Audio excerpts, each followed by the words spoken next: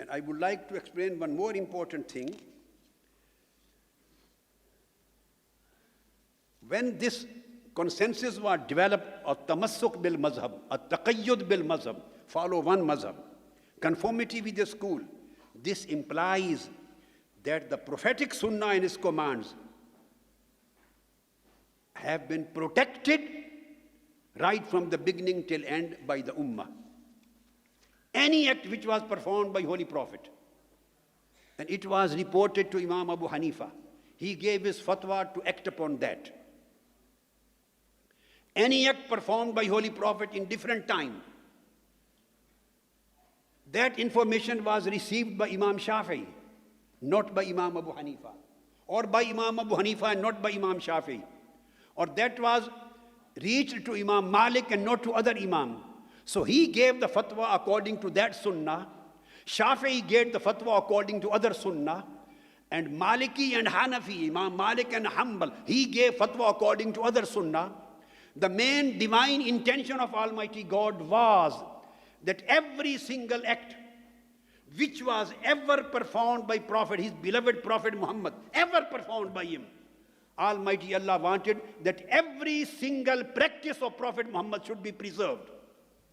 Every single act of performance, every single saying, every single sunnah, every single tradition, every single approval which was done by Holy Prophet should be protected and should be practiced. Should be protected and should be practiced till the day of judgment.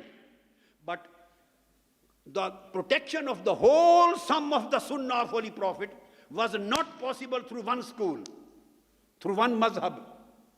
So Almighty Allah, through his divine arrangement, allowed the ummah that 4 and 5 different schools of law may emerge.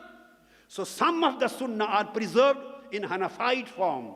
Some of the sunnah of Holy Prophet preserved and practiced by Shafi'i form. Some of them by Hanbali form. Some of them by Maliki form. So the mazahib are to protect the sunnah of Holy Prophet, not to create the rigidity and left the other sunnahs.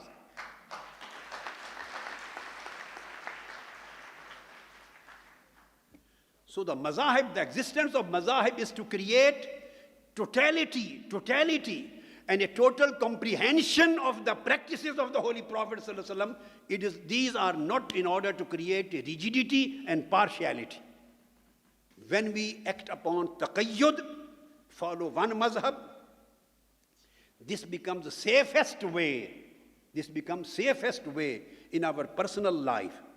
And when we follow the way of flexibility, at-tawassu, and harmony, this is the better and beneficial way for the ummah in order to address the difficulties and complexities of their time.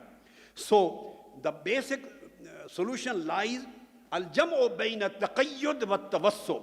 At-taqayyud, conformity with very narrower spheres of our life, and tawassu with wider and international aspects of our life. And of course, Islamic banking and Islamic finance is not a personal matter which is not related to other individual. This is a matter relates to the whole ummah, which relates to the whole world, which relates to the whole mankind. And we have to support the Islamic finance system as a part of deen in order to provide this aspect that this can be compatible and a better solution for the Muslim ummah in order to circulation of wealth as compared to the traditional banking and economic system. So this needs concentration on deen and not just on the fiqh. We have to differentiate between the deen and the fiqh. Fiqh is a part and deen is the totality. You can practice the whole deen by tawassu bain al-mazahib.